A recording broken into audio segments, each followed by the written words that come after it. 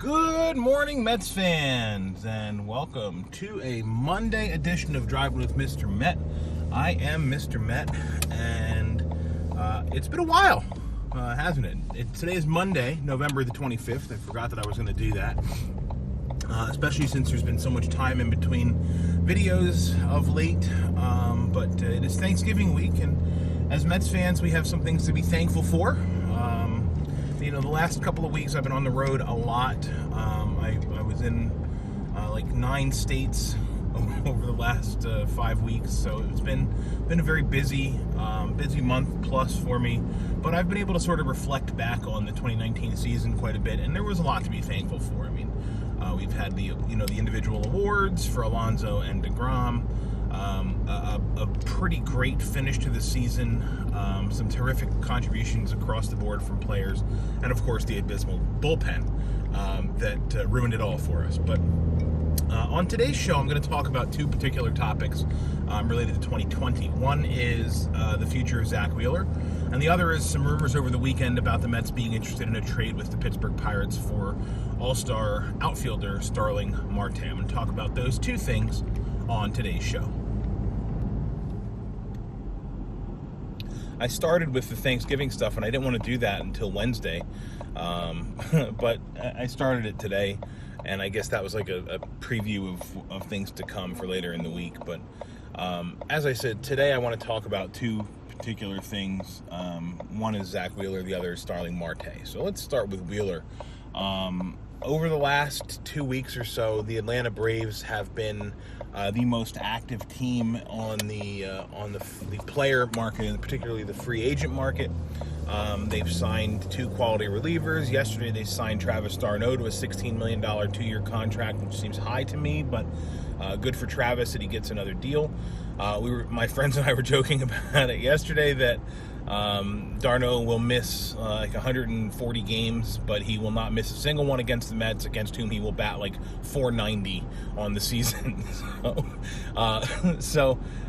good for Travis to ink a deal to extend his career and get himself a nice payday. The Braves, of course, were one of the early candidates to land Zack Wheeler, and I think that we can all agree that it's very unlikely that the Mets end up getting Wheeler to re-sign with them. So for me, the only thing I've been thinking is please don't sign with an NL East team. And I kind of expected him to end up in Houston. But after the White Sox spent stupid money on Yasmani Grandal, perhaps Zack Wheeler is next, and I've read rumors over the weekend that he is their number one. The next target for the Chicago White Sox would be Zack Wheeler. So that'll be interesting to see how that unfolds. I think the best move for the Mets would be to bring Wheeler back, of course, but it's very, very unlikely to happen. And so the next logical question is, well, then how do you replace him in the rotation? And that's the real challenge here, because there are really no legitimate internal options to replace Zack Wheeler in the rotation. And we're not talking about Zack Wheeler like the Cy Young candidate who we've had at different points over the last 2 seasons. I'm talking about like straight out of the box, normal average Zack Wheeler. A guy who put up a good chunk of innings over the last 2 years, who remained healthy, who pitched pretty well, and then at times, as we said and saw, he was dominant, like Cy Young dominant. So it's going to be tough to replace the latter part, but even the former is going to be a challenge. So the Mets are going to be looking outside the organization, unless, of course, the rumors of Seth Lugo and Robert Gsellman to the rotation ring true. I don't know how much stock to put in those rumors. I think they are just rumors up to this point. I get the idea of Seth Lugo being a starter, because then you can sort of control his usage and not have to worry about being able to or not being able to use him on back-to-back days out of the bullpen. But I still think he's too effective a weapon out of the bullpen to give up on that and have him become a starter. But we'll see. External options to the franchise and the organization now are kind of slim pickings when you get beyond the top few names on the free agent market. They being Garrett Cole, Steven Strasburg, and Zack Wheeler. There are a few names underneath them that I've heard on different podcasts. I'm not going to go over them here. Look, there are a bunch of pitchers available who are not as good as Zack Wheeler, but could come in and sort of give you the same innings that Jason Vargas gave you last year. So it's a downgrade.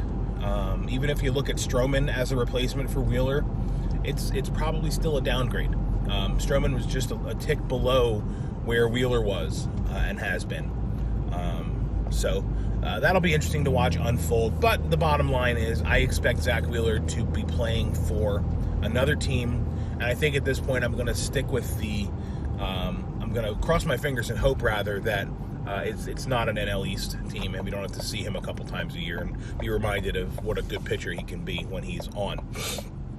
I'm kind of hoping he ends up in Chicago pitching for the White Sox. That would be good for the White Sox, and it would be good for Zach because he'd get a nice payday out of it. Moving on, the next topic I want to cover today is the rumors over the weekend that came out about the Mets' legitimate interest in a trade with the Pittsburgh Pirates for outfielder Starling Marte. And I think on the surface it sounds good. Marte is a Gold Glove outfielder, albeit he earned his Gold Gloves in the corners, not in center field, but he has played center field. However, his defensive metrics in center field have not been that great. In fact, I think it was yesterday I was reading that this past season he had his worst defensive season, something like -4 DRS, that defensive run saved. That's not a significant upgrade. And the problem I have with an insignificant upgrade, not saying that Marte is not a good player, not saying that he wouldn't add something to this lineup, but is he worth giving up high-end prospects in an already very thin farm system? And that's where I kind of lean toward no. I don't think the Mets should be going out and acquiring a 30-year-old outfielder who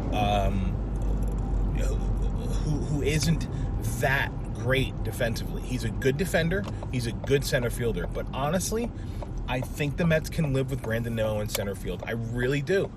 And I know it's sort of back to the old defense second mentality that the Mets have had over the last 10 years or so, really. But I don't care. I really don't. I like this core that the Mets have assembled. I liked how they played together last season, and I don't think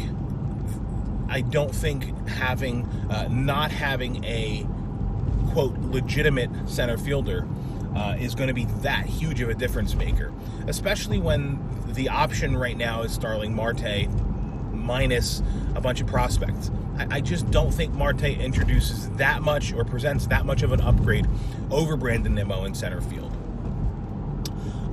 So I'm leaning toward please don't make this trade when we talk about Starling Marte. Unless the Pirates are giving him away, I wouldn't take him. Plus, he has a pretty good chunk of salary attached to him as well. And look, there aren't that many free agent options out there for outfield. And of course, the concern is if something happens to Nimmo and he can't play center, the Mets don't have the Juan Lagares parachute that they've had over the last few seasons.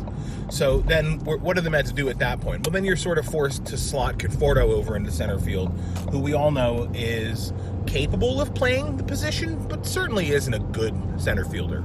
And I mean, no one will argue that point. But in a pinch, Conforto can play center field. Should he? Probably not. Would he be a liability in center field? I wouldn't say he's a liability, but I think he gets to fewer balls than a legitimate center fielder would get to. And that's not a slight on Conforto. He's not a center fielder, but he can play the position. So I believe that the Mets are best suited sticking with Nimmo in center field out of the gate. Depending on depending on the Cespedes situation, maybe having Cespedes be able to start the season in left field, that would be awesome. Then McNeil, of course, plays third. Conforto plays right. And then you end up with J.D. Davis as a utility bench option who can play first base, who can play third base, who can play left field. And I think that's the best use of the roster as it's currently constructed. And again, I don't like the idea of breaking this core up. I really don't. And I'm even lumping Dom Smith into that, because what Dom did in 2019, which was one of those like grinning ear to ear things for me. I was mentioning, like I was thinking back about the season. I can't tell you how many times I watched Dom Smith's walk off. You know, the last game of the season, that walk off home run. That was awesome. That was such a great moment, and it was so fitting for Dom to have that sort of season-ending send-off. And I hope it wasn't his last moment in Queens, because if anything, if he's shown you anything, it's that he is 1,000,000% a team player. And those kind of guys are hard to come by. And I just would not move Dom Smith. I really wouldn't. I would keep him, and I'd keep him on the bench, and I'd build around him. There's no reason to trade him. Unless there's a good package to be had, unless someone gives you a good relief pitcher. You know, I'm not in that camp of, well, we shouldn't trade anybody, but we should get all the best players. Like, it doesn't work that way. You got to give up good players if you want to get good players in return. That being said, I don't think Dom Smith should be going anywhere. I don't think JD Davis should be going anywhere. Those guys should be on the bench for the Mets in 2020. So that's going to wrap it up for today. So I'm saying bye-bye to Zack Wheeler, sadly, and I'm saying no thanks to Starling Marte. I will be back tomorrow, I think, to talk about something else. I'm not sure what yet, but I'll figure it out before the end of the day, and I'll be back tomorrow to chat about whatever it is I come up with. So until then, thanks for watching. I appreciate it. You can follow me on Twitter at Mr_Met, and as always, let's go Mets.